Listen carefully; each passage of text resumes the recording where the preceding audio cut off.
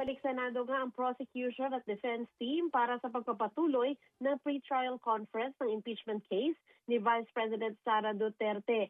Kapwa po narito sina lead prosecutor Batangas Representative Jervil Luistro at iba pang kongresista at mga private prosecutors sila, at ang lead defense counsel naman ni VP Sara na si Attorney Sheila Sison at iba pang mga private defense lawyers na kasama niya. Para mapabilis ay sabay-sabay tatalakayin ang dalawang articles, ang Articles 1 and 2.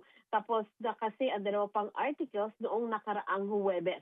Gaya ng dati, may mga bit-bit na mga dokumento ang magkabilang panig para mamarkahan ito, at hinati po sa apat ang grupo para daw sabay-sabay yung pagmamarka at mapabilis ito. Ayon po kay Senate Secretary Ray Bantug, plano raw nilang tapusin ngayong araw lahat, at ito ay dahil na rin kailangan nilang sundan ang schedule ng impeachment trial. Ayon po kay Bantug na siya ring clerk of impeachment court, masasabing normal sa magkabilang panig ng abogado na merong exchanges o argumento, pero hindi raw totoo yung allegation over the weekend na meron umanong panig na nakalamang nung nagdaang case conference.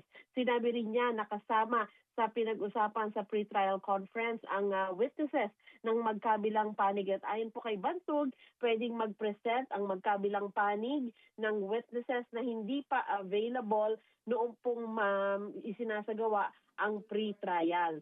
At closed door ito, Connie. At kanina nung lumabas tayo ay nakikita naman na merong nag-uusap naman yung mga abogado ng magkabilang panig. Matapos po ang pre-trial conference ay inaasang maglalabas ng pre-trial order ang korte, at tapos yan magsusumite ang both sides ng comments sa pre-trial order na ito.